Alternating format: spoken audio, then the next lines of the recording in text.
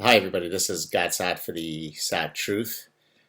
On several shows recently, I've been asked to comment about the thought police and political correctness with all of its associated lunacy on university campuses, the safe spaces and the trigger warnings and the microaggressions. Today, I wanted to focus on one of these elements, specifically safe spaces. And here I'd like to argue that perhaps the greatest culprit in terms of the history of this phenomenon comes from, can you guess what I might say? Comes from religion. Religion are the original purveyors of safe spaces, right? At least some religions that have historically instituted all sorts of barbaric punishments for anyone who dare criticize the religion or dare offer an alternate viewpoint or an alternate religious belief. All of those things would have been, and in many places in the world today still are, punishable by all sorts of cruel and unusual punishments, all the way to death for blasphemy.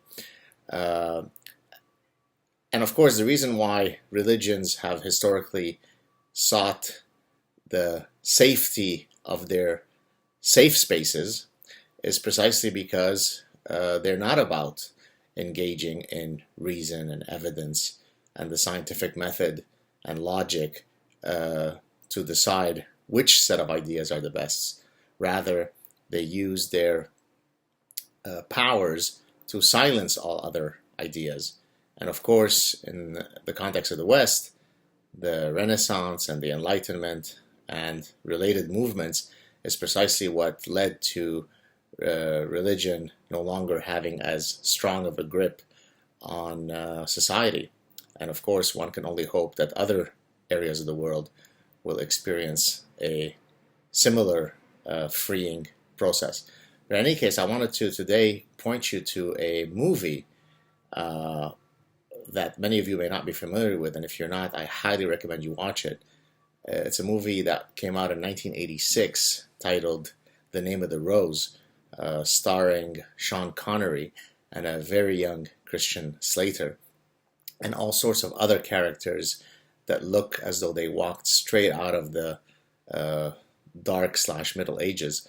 And the reason I'm mentioning that movie is because, in a sense, again, the main, well, I guess trigger warning, I'm about to give away a key plot of the movie.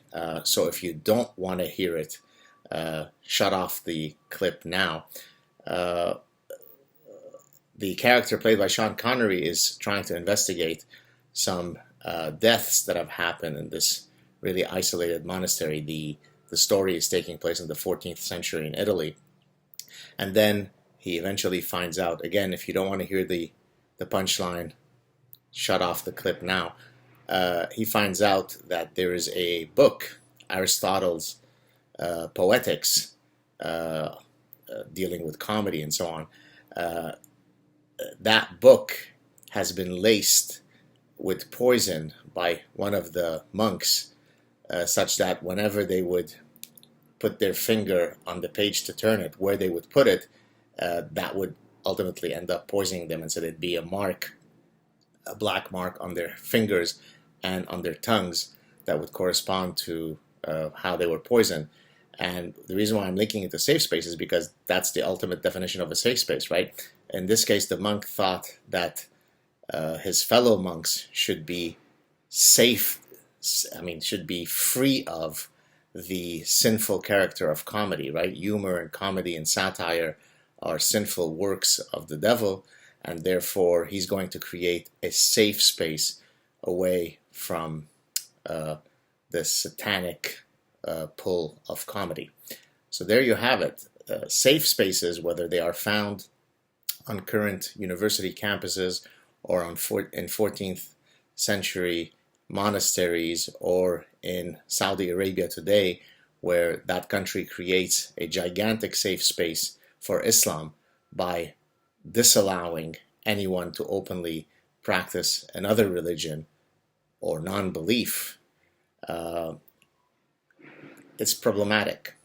Safe spaces only serve to protect those who do not wish to engage in an honest, truthful, and fair battle of ideas. So there you have it, folks. The original purveyors of safe spaces blame it on religion. Have a great end of week. Talk to you soon. Cheers. Ciao.